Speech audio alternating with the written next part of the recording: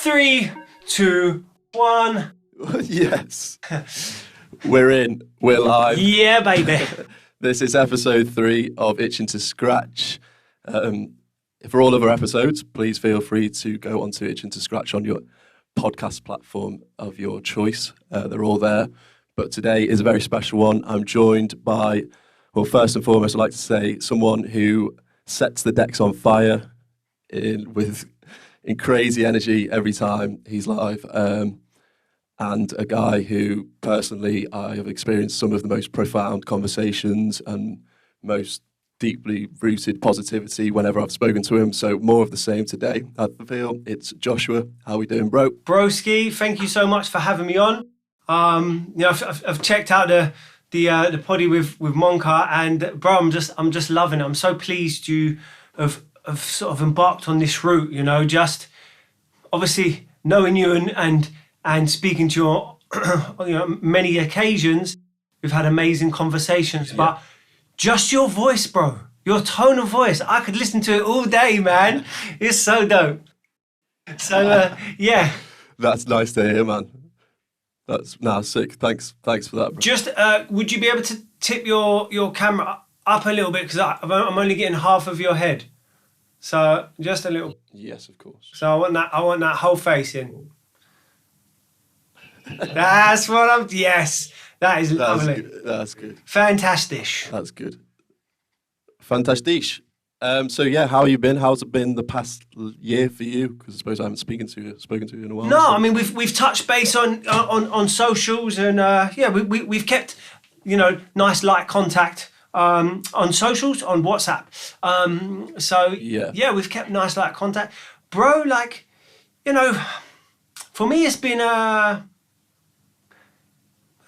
roller coaster. It's been an experience for sure. I mean, everybody's has a different sort of view, and they've all had a different experience on it. So what I'll cover is I can only tell you from mine. For me, it's been as challenging as it's been in parts. It's also been one of the best years I've ever experienced. Nice. But then leading up to it, I'd been set up a bit different for it. Do you know what I'm saying? Because for a lot of people, this was one of the most challenging times of their life, which I fully appreciate. Yeah. But for me, it hasn't been. Like, it's been a challenge at times. It's been an adjustment, but it really isn't the most challenging thing I've experienced. So it's been. Cool. To say it's a breeze, it's not the word I'd want to use, but I've flowed nicely. It's been very productive. It's been a very, very positive thing for me.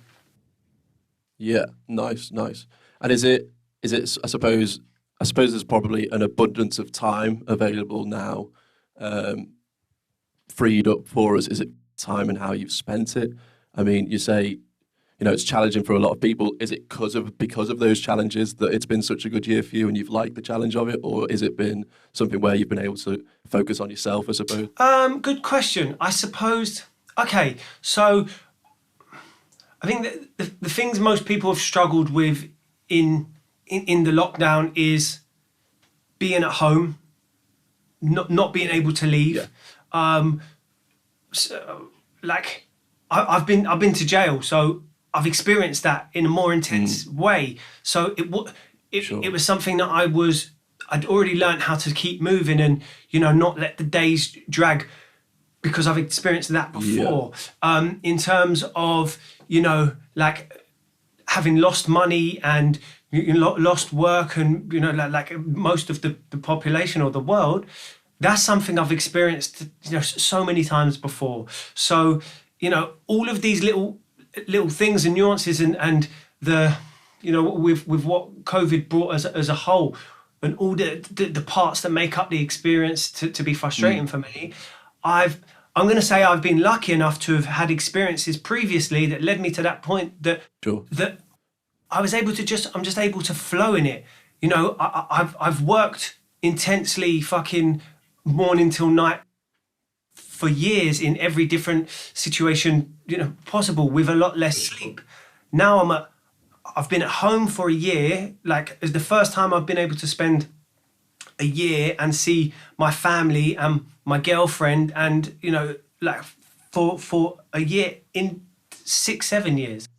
I'm normally at home for 3 months of the year. So that's been beautiful. I've been able to wake up every day and like put 110% focus into my work. Whereas Sure. I've been doing that for years, but when you're dotting around the place, everything's broken up, you know what I mean? And it's a lot more clunky, and you lose flow. So is this all making sense, bro? No, definitely. It's almost as if, I was speaking to Dale on the other podcast, and he was saying how like everyone went through that struggle, didn't they? At the start of lockdown, especially because it was just such a smack in the face. And I suppose what you're basically saying is you had that head start in that you were just ready for that.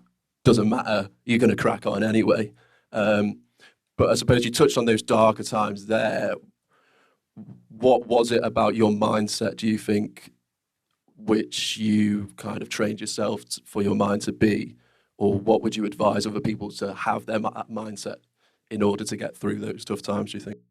Okay, good question, bro. I suppose, everybody's different, and what I'm going to say is going to work for me, but it's also about finding what works for you, because Sure. I've established that most of the stuff to do with my mindset I've learned and practiced. It wasn't something I've had. I've had certain things that have, like, gratitude is something I've had as far back as I could remember. Do you know what I mean? I've been grateful for shit. Regardless, that's a big one. It's insane, and you take it for granted how powerful it is, because it's like it gives you the opportunity to, like, the situation is the situation, regardless. It's how you view the situation and what you want to do about it is the big difference. Do you know what I'm saying? Like, it being cold outside and going for a run, like most people, fuck's sake, it's cold outside, I don't want to go for a run. For me, it's like, it's cold outside, I'm going for a run, and it's like I'm getting something out of that uncomfort on a deeper level. Definitely. Yeah. I mean, this podcast, I mean, I wasn't in my biggest comfort zones with this, but the fact that it's putting me out of my comfort zone is kind of the reason why I want to do it, if that makes sense. Anything that puts you in that uncomfortable position, or anything which seems difficult on paper, when you actually start doing it, you're in the flow state, as you've mentioned, that flow. Yeah. And just cracking on. 100%, bro, because it, like, uncomfort is such a necessary part of life, like it's where the growth happens. No one, you see on the front of Men's Health, dude's got mad 6-pack abs. Like, yeah, that's great. He's got them. It looks good. You don't, like, that was fucking uncomfortable to get them. The training that had to be done to get them, the burn, the sacrifice, all of that leading up to it is like, the abs is the fun bit. What you have to do to get them, that's uncomfortable. That's horrible. So yeah, uncomfort is a big part of growth and achieving. I'd say success, but that's quite a big word for what I'm trying to say. Yeah. Do you ever experience, or do you try to, in your work, in terms of music or any production or anything you do towards your work, is there anything you do to put yourself outside your comfort zone then as well? Yeah, I think in everything, like when I wanted to take my DJ skills to another level, that I would spend 8, 9, 10, 12 hours a day, like intensely doing shit, filming it, watching it back, like deconstructing it, and then I would set myself tasks. Like, for example, when I wanted to get really sick on the cue button, so then I would do set a timer, like you do on training, and it would be 25 seconds on, 5 seconds off, and bro, I would do that for hours. And then with the fader, but like sometimes no joke, serious as fuck. I would finish and I would cry because my arm was burning. It was so painful, and it's 3 o'clock in the morning, and I'm there in a shed that was in the bottom of my garden doing stuff like that.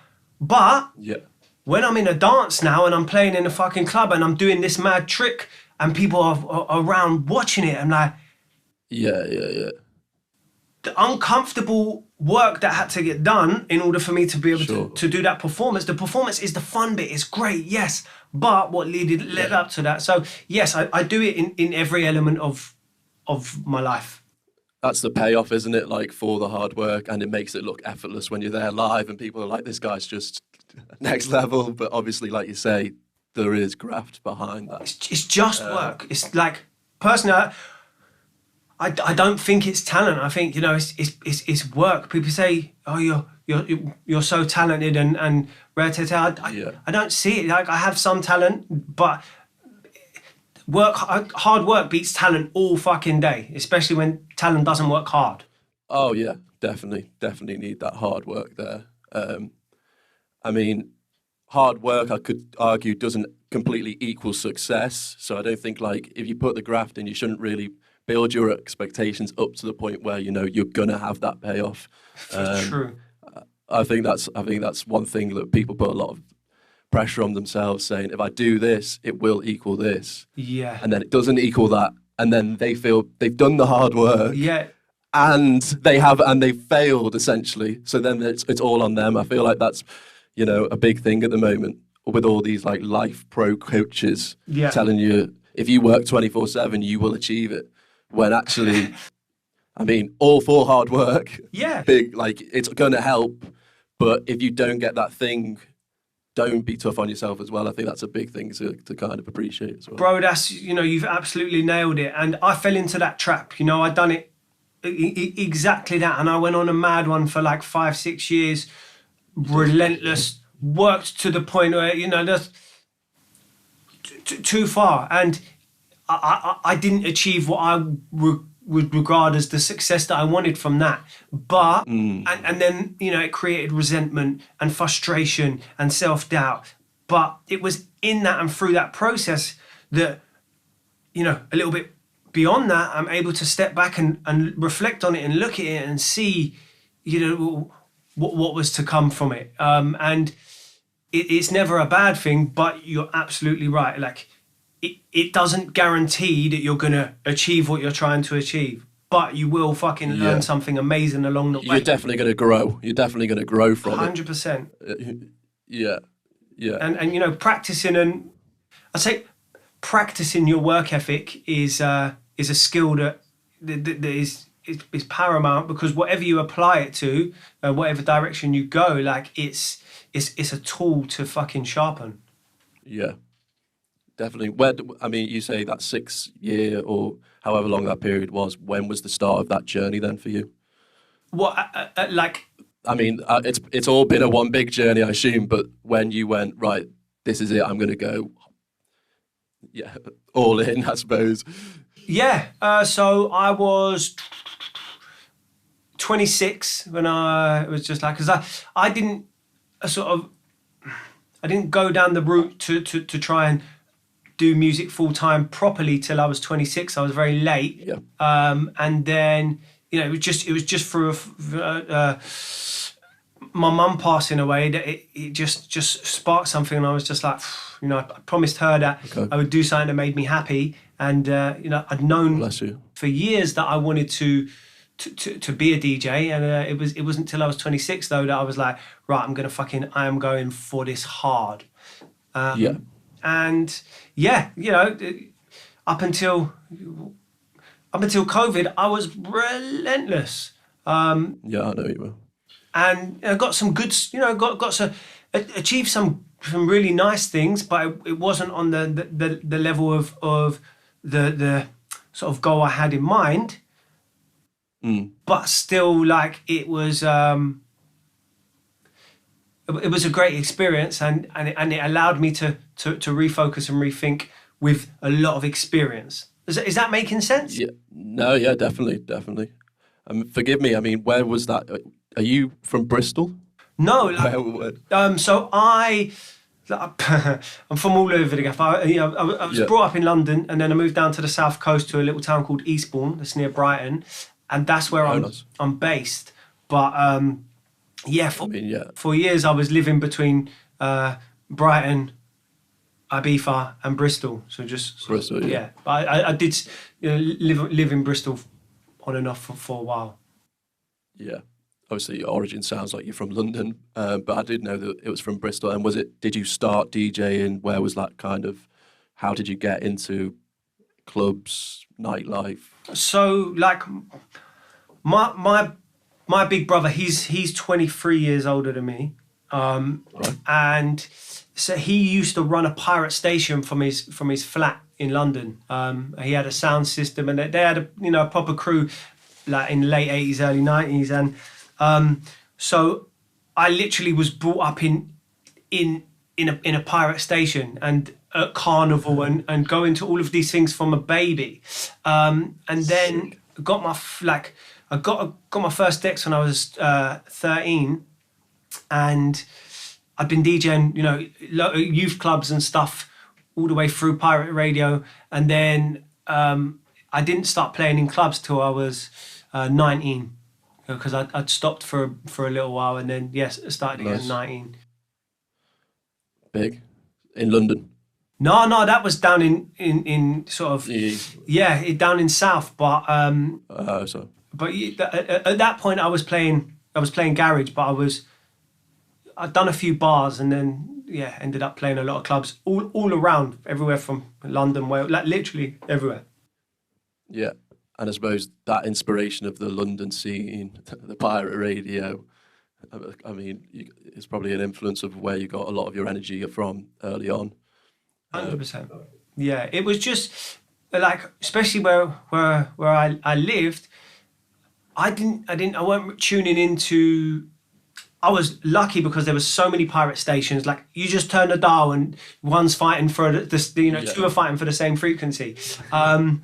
But there was so much music, and it was just all great music. I wasn't really hearing too much of the sort of chart stuff that was in the charts. So underground basically. Or just not mainstream. And I was fortunate.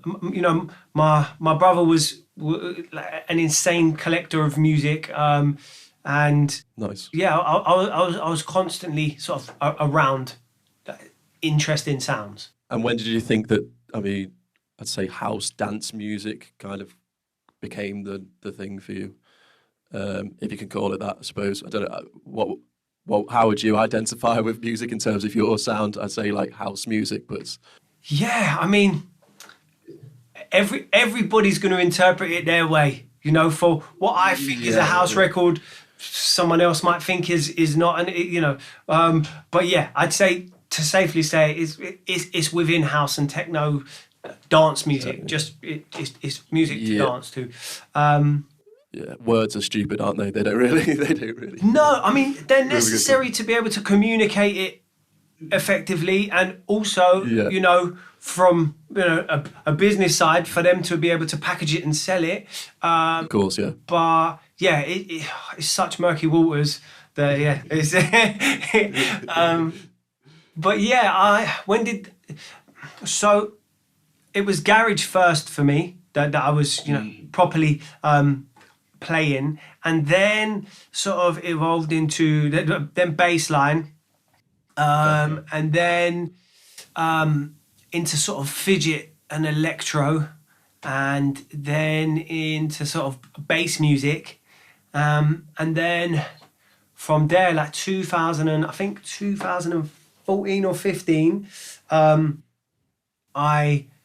when I was in Ibiza, I got a real understanding. Like, I'd always heard house and techno, and I liked it, and the odd tune, and like I would play, but I didn't fully understand it until going and experience it in its environment. Yeah. So I'd say probably 2015. Right. Nice. And was that when did you start living in Ibiza from that time as well? Yeah. That was a big move, I suppose, for yourself, or was that something because you've had the experience of the island before, or was it a case of I'm just going to go to where the best house music is and see where it goes? It was a case of I'd been to the island a few times, and just been and raved and had fun there. But it was at a point where I'd been, intent on building a career in music and becoming a DJ. And I'd been doing lots of stuff in England, and I just won the Hannahonce competition. And there was just a little bit of something. There was a little bit of hype there, and I was like, what can I do to magnify that? And I was looking around in the UK because I'd been going to all different clubs and all different scenes and just, trying to do a lot in the UK. But as for where can I go where it's intense and focused and I can just do 10 times more. So, I decided to it was literally one of those, had the thought on a Tuesday, bought a car and on a Wednesday, it's just Craig David song, and on Thursday packed everything into it and drove over there. The Hannahonce competition, you touched on that, can you explain how that was or what that entailed? Yeah, bro, it was just, literally what it is. She does a, I don't know if she still does, but she was putting a competition together for people to come and, enter mixes to support her on tour. And it was dope. There was a lot of people won it that year, and a lot of sick DJs. Not just that year, actually, every year. Of course. But yeah, for me, that was a really, that was quite a pivotal moment, because I went in, once I won that, I decided to take myself to I only played on one of the tour nights, but I took it upon myself to go to the Bristol one, to the Leeds one, to the Liverpool one, all of them I drove to as well to try and network and, understand more about, what it is. Yeah. And I remember you took those habits through to Ibiza and was literally at pretty much every gig that you could possibly get to, man. Big respect for that. So off the back of the Hannahonce competition, I remember watching a video you did in Ibiza, and it was almost like a spotlight of yourself. Did you get that off the back of the Hannahonce, or was that after a while of being in Ibiza? What could you refresh me? Like, what type of video was it? Like, I'm trying to think now. No, it was like it was a talking one, yeah. It was like almost like a documentary into you, like Ibiza, I think. And I'm trying to think. Oh, okay, yeah. So that I think that was so because when I was on the way to Ibiza, bro, I had no gigs. I had like £200 in my pocket. I knew no one, and I was like, what the fuck am I like? How am I going to get something? So I just started Snapchatting the whole journey. And then happened, someone from Cream had seen the videos was doing all right. A lot of people was interested. And then nice. Someone from Cream had seen it, loved the idea and just the hustle and the spirit of it.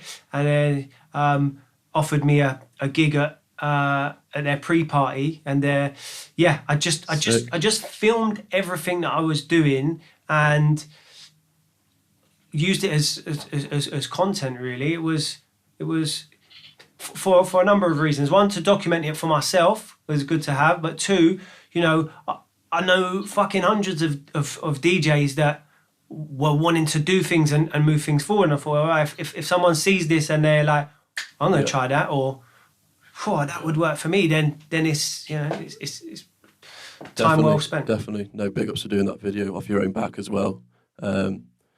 I've really enjoyed it. It was really good to see. I can't remember now if that... it must have been after I'd met you, so it must have been after I'd been to Ibiza. I'm trying to think if that's something which inspired me to go. Pretty much, it could have been to my first season. So big work on there. I mean, Ibiza in general.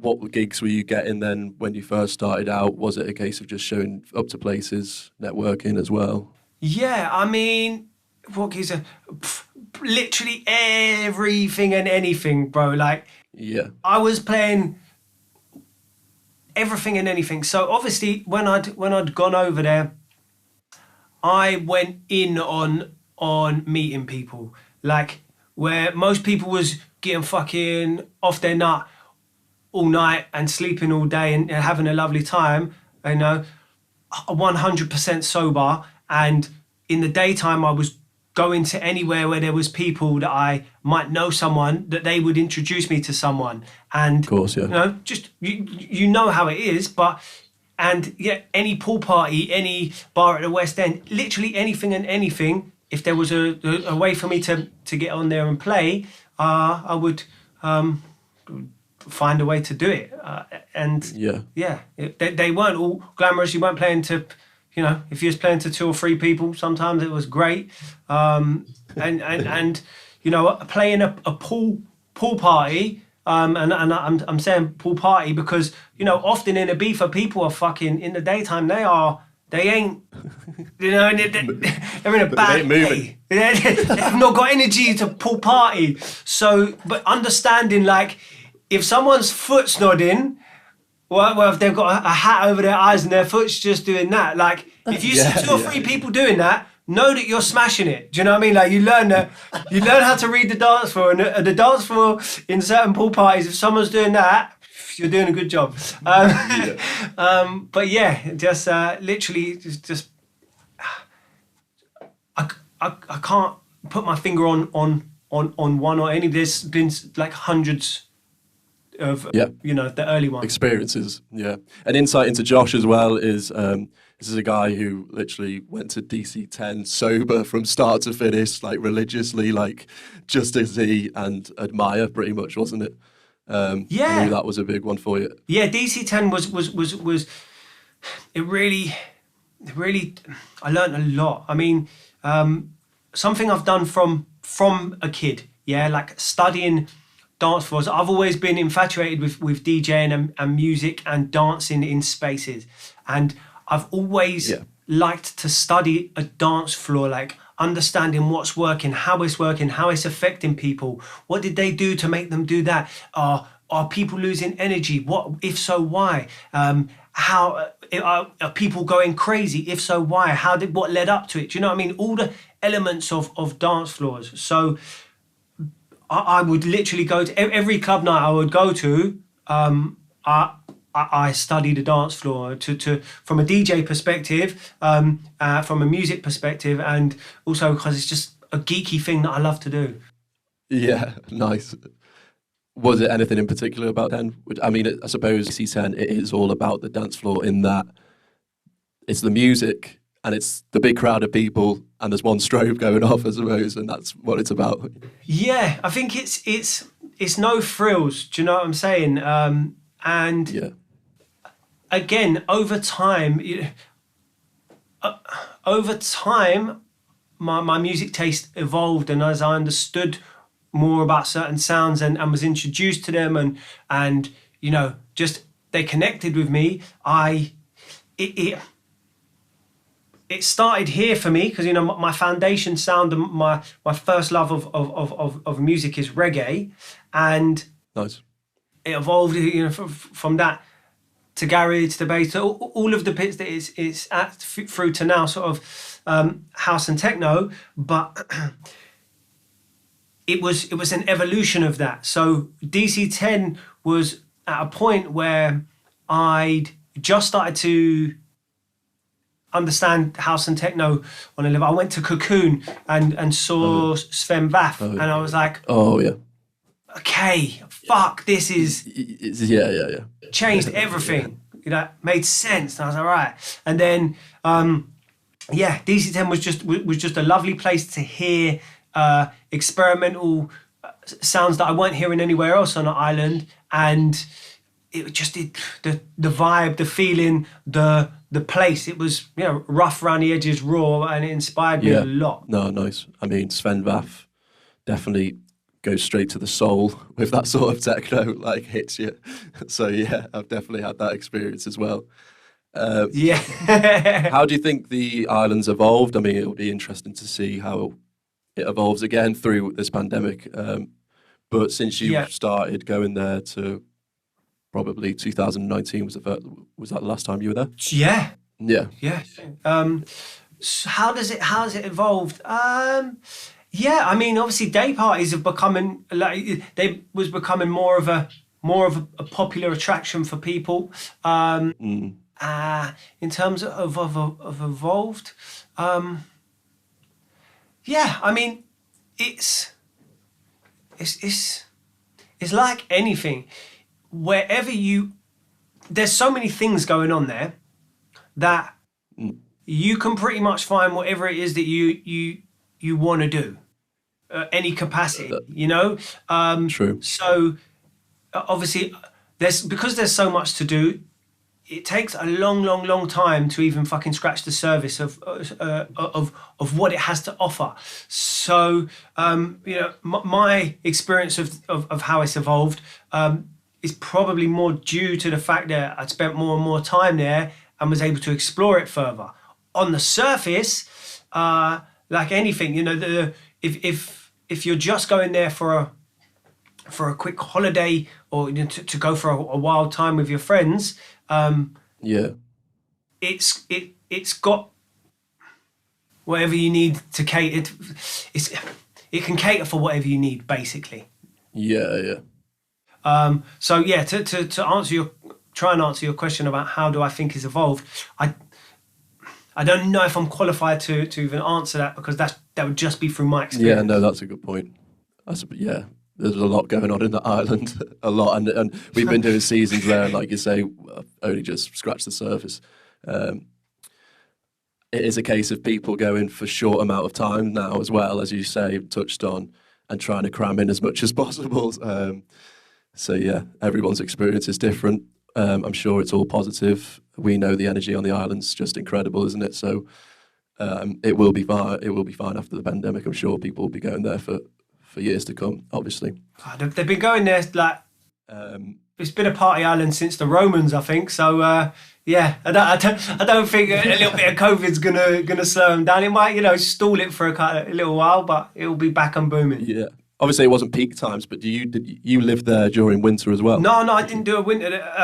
I went. You know, I've been there a few times in winter, but I haven't done a winter there. No, it's because since I've been going there doing seasons, like I've had a girlfriend full time, so, and she'd been in the UK while I've been over there, so it's any time I could get back and spend with her and my family was like, it was. No, yeah, that's fair enough. Yeah, no, big ups to her for obviously going through that with you. Were you planning on going in 2020 to Ibiza then? What was your plans pre-pandemic? I wasn't, you know. I say I wasn't. I was, because I had quite a. Wait, it was a. I'm just trying to trace it. No, I had a lot fucking booked in for 2020. The busiest year I would have had on the island. But I hadn't committed to staying out there full time, because I also had a lot here. So I was in two minds whether I was gonna back and forth it or what. Yeah. So, but yeah, it got cancelled before I could fully make the decision. So, decision made. Yeah, it's a nice place to be, isn't it? Where you kind of juggling. When you're so busy, it's good to be busy. Obviously, unfortunately, didn't pan out that way. We talked about and touched on how you have kind of gone into the pandemic, how you've used it well, and it hasn't particularly been a negative experience for you. What you're doing work-wise or just in general to fill your time then? So, again, like pre-pandemic, I was locked away in my working space, wherever that would have been, for fucking 12, 14 hours a day anyway. So it was much of the same. Yeah, very much of the same. But yeah, this pandemic, so I launched my own record label in February last year. So that was, I built this studio sort of over just before the new year, December 2019, and then in February 2020 I launched my label, and I just for the pandemic I've pretty much, I came off of socials and focused my time and energy on production and trying to kick my label off and get it to do something, because I figured if I can get it to move in 2020 and 2021, then we're off to a good fucking start. Yeah. Was getting off socials a case of you were spending quite a lot of time on there previously and you realised that, or was it a case of anything which is going to distract me, even the littlest amount, needs to be taken out of the equation? I think it was a mixture of so many things. It was a mixture of like social media as a place, it's an empty space, and then we fill it. And when the sort of collective energy of the people filling it was all experiencing a tough time, for me it became quite a heavy place to spend time. Leading up to that, I was very I was fully active on socials. I was very proactive in pushing a positive message and to trying to share my experiences of life and how they have helped me with mindset, and just share those mindset tips, and just sharing a lot of content around positivity and pushing forward. However, with that, I was also trying to push a narrative of what I'm doing as a DJ and as in music. And I felt that I was more recognised for being a positive, nice human than something to do with music, which is not a bad thing at all. I'm definitely. Do you know what I'm saying? But I said if I want to, music's my main thing and focus, and for 10 years I've been putting time into social media, from fucking all the way from MySpace till to TikTok. So let me come away from socials, come away from outside influence, and focus my time and energy on the thing that I want to be recognized for, and let me see if I can. While everyone else is going right, I'm going to go left. I'm coming away from socials. Nice. Because I've been told so many times you can't do anything unless you've got social media. And I'm going to build a label, releasing my own music, my own sound from my fucking spare bedroom in a pandemic. And that was the challenge I wanted to embark on. That was the challenge. That's interesting. I mean, like you touched on the distribution, of your records that you're going to put out there. People would argue, just playing devil's advocate, do you need social media as a tool to use to distribute those records? But what would you say to that? I suppose you're basically saying you don't. I would say, whatever works for you.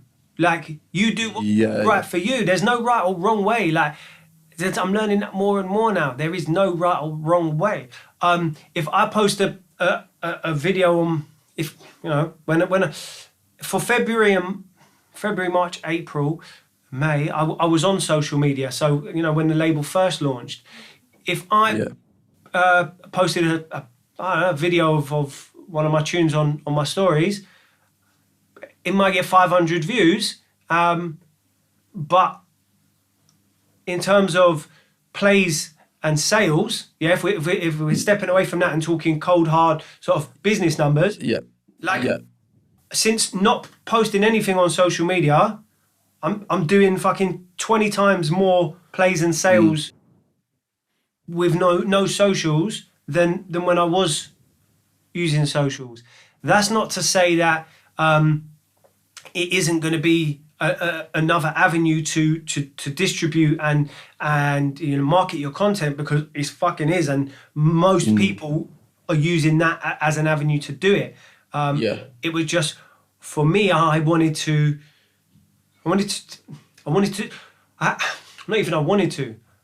I had to go with what felt right at the time. And what felt right was stepping away and trying something different. No, that's a good idea. I think that is a good idea. Socials definitely isn't the be all and end all. And yeah, I suppose you could probably just entrap yourself in, like you said, you know, the sales doesn't correlate with the likes. So people are putting themselves into a false sense of security with likes and followers when really they might not be getting the sales. When essentially, what if you are in music full time, it's your business, it's what you want to be making money from. Essentially, that's what we're doing as well. So distribution. Well, I was going to touch on with the label Don't Just, by the way. That's the label, is it? Yeah. Yeah, shouts out to the label, of course. Anyone jump on that.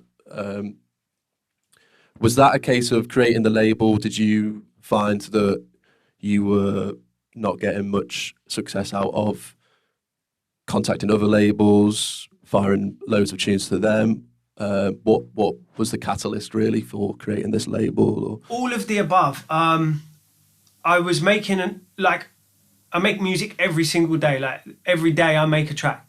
So I had a lot of music, and you know, I was getting mixed reviews of advice from people for you don't want to oversaturate, or you don't want to, or you should, you know, you shouldn't put too much music out, or you need to put more out. There was so many there's so many ways you can do it. So and it took me a long time to find a way that worked for me. But ultimately, I'd been sending tunes to labels for years. I'd had, you know, signed a few records, but it was falling on deaf ears. My fucking folder of unreleased tunes was growing by the day, and I found myself trying to make music to fit what I thought was the narrative of other labels.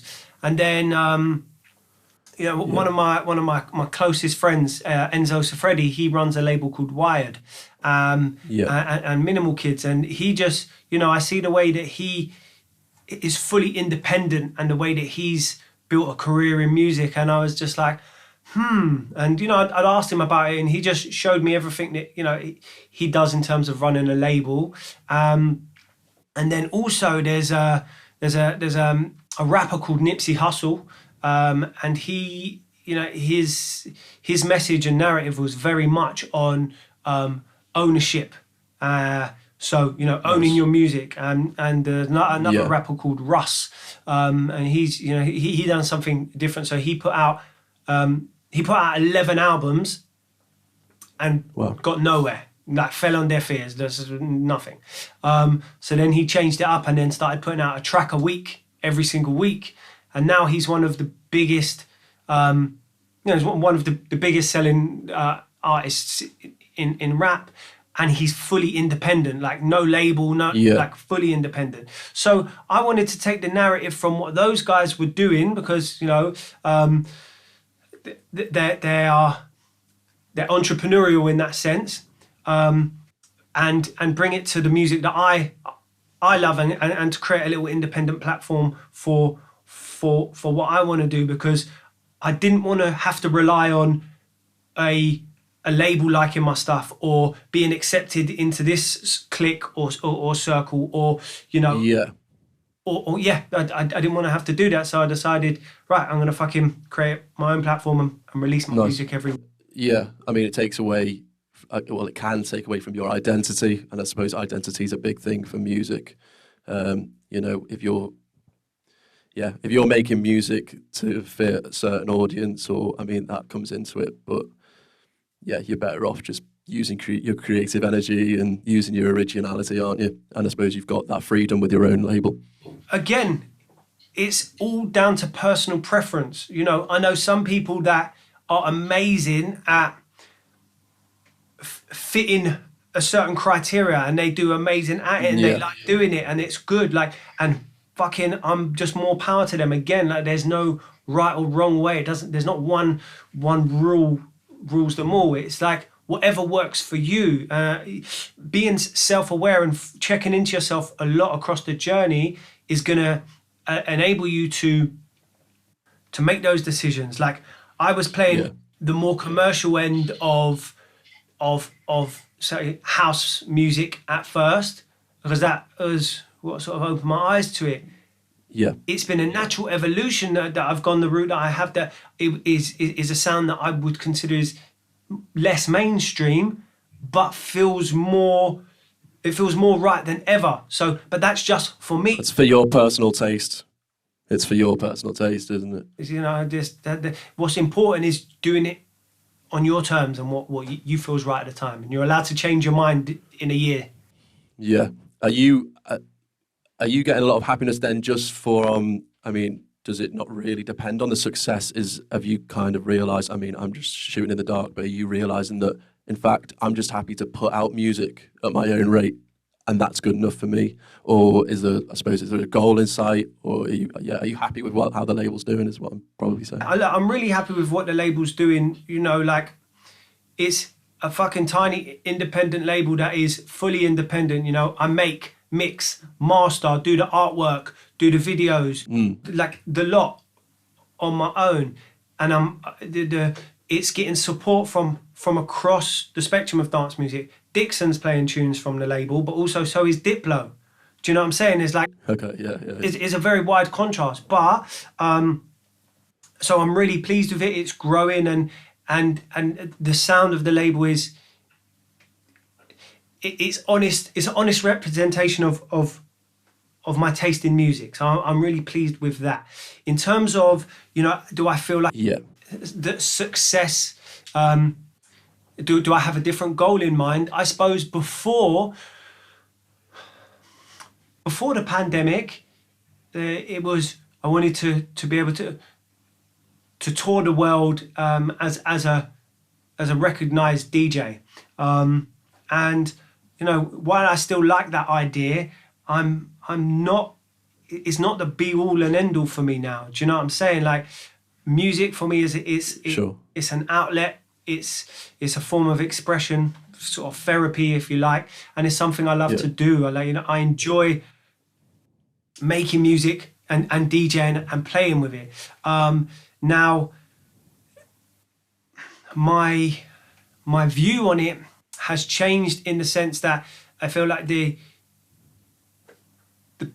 landscape has reset, of music, and there's so many different scenes and cliques, and I experienced so many different parts of it. Moving forward, I want to create a community of people. We've built a community of people that have a similar view and feeling on certain experiences surrounding music and parties. And my goal now is to grow that with the intention of creating small experiences, but small party experiences for people. Nice. No, I love that idea. I know, I can't remember it must have been summer, was it, last year? You did have an idea for a Friends of Friends event, wasn't it? Which definitely embodied that idea, I assume. Did that go ahead in the end? Yeah. It was. We had to sort of. It was during a time that it wasn't locked down, so we was able to find a way around it, and we did a camp out. And it was just people from all over the country came in a field and set their tents up in their car parking space, and it was a big field. We had to adapt it, but the spirit of it and the actual experience of it is what gave me that new focus and sort of desire to create that for people. Yeah, bring close-minded people to the same space, which is essentially what we like out of going out anyway, don't we? We're missing the music, but we're missing speaking to people, having a good time with people on a similar journey. Yeah, and I think it became too much about the DJ for me. Going to this place because that person's on the lineup, and they're playing this and that. Like, obviously, and I'm a fan as well, but it lost for me what community and togetherness and parties are about, and that's people. People first. Yeah. The music adds to that experience. Yeah. For me. And if you've got the people in a great space, then the music, it can give them an experience far beyond what they would normally get. But the place and the people have to be right. First. Definitely. I feel. And you can. Some of my best experience has been the most spontaneous nights out. It's just been spontaneity which has made it. Definitely the people as well. So yeah, I fully agree with you. I understand that I've probably taken up quite a lot of your time, mate. But I do appreciate you coming on, bro. I know you're a busy man. I don't want to take up too much. Yeah, no, it's not that. I left this so me and you could have the conversation and let it go and flow as it does. It wasn't a time limit for it, bro. You're doing this. I think is a fantastic thing. I'm grateful to be on it. So I didn't. As we said when we was talking, I didn't want us to be restricted by time. I meant to go and flow as it. No, definitely no, and I do appreciate that. Is there anything out of lockdown that you're itching to do aside from music that you can't currently do? 100%. To fucking dance to loud music in a space with people, like. Yeah. I'm absolutely itching for that exchange of energy and the coming together of people and that release. Absolutely. Like, fucking hell. That's no. I think we're all big, massively in need of that, aren't we? Yeah. Yeah. I think as human beings all over the world, we need that really bad. And what would be the ideal? Well, I suppose you just touched on it. It's the people which matter the most. Where are you based now? Are you in Bristol? I'm based in Eastbourne now. Okay. Yeah. Yeah, nice. But the place where on the geographical map, I don't care. Like, I don't care. And most people I know will travel. Would you travel if something good was on the horizon? In what do you mean? In like the near future, you mean? Lockdown's finished. We can all do our thing. We can go and party. Would you be good to travel anywhere? Would you happily travel anywhere to have a party experience? Yeah, I mean, aside from partying, me and my girlfriend are actually planning on traveling the world next year. So. Just traveling in terms of just getting away and just seeing and picking up culture, and it's been kind of like a lifelong goal of both of us, and we're going to go on that journey together. To party, I suppose the thing I've been kind of speaking to people, a lot of people who are obviously gone to Ibiza for so many years and seasons, it's kind of a difficult one in that you could really be missing out on one of the best summers in the UK this year if. Like they say, things might be open by June. You can imagine the amount of, excitement and just crazy times that hopefully the UK can experience. That might be ambitious in that it might still be a social distance kind of situation, but people will still be so happy just to get out, and it would be good to just celebrate that with everyone here. And I believe, rules aside and views aside and opinions aside, and whatever my beliefs are or on the situation, music and people are always going to find a way. Yeah. Do you know what I mean? To do their thing. So if they're doing it now. There's things going on all over the country, all over the world now. Whether you think it should or shouldn't, that doesn't matter. Like it's happening, and it is always going to, because people are not. They're not going to not do it. So it's definitely engraved in our psyche to just it just is. I think we can wrap it up here, bro. It's been a lovely chat. Unless there's anything else you'd like to talk about, my friend, I'll leave it an open space. I think we've covered quite good amount. But yeah. Yeah, but I think I've talked your ears off. No, mate. Hey, it's been a long time coming, and had to make up for that lost time, I suppose. So I'm all ears for a bit of Josh time. That's no problem for me. But it's a big thank you to you for coming on. I do appreciate it. And Pleasure, I'm a mate. big fan. I'm definitely going to be keeping out my eye for Don't and anything which is coming out on the label. Keep doing the hard work that you're doing. But yeah, cheers, bro. Big love, bro. And yeah, all the best with this. I'm loving the venture. And yeah, you're doing a great thing here. Yeah, thanks, man. I appreciate it. Yeah, lovely to catch up, bro, as always. Always here for you, bro, if you need me. So yeah, thanks a lot, man. Likewise, man. All right. Cheers. Safe, bro. Sick. Big love. Big love. Peace.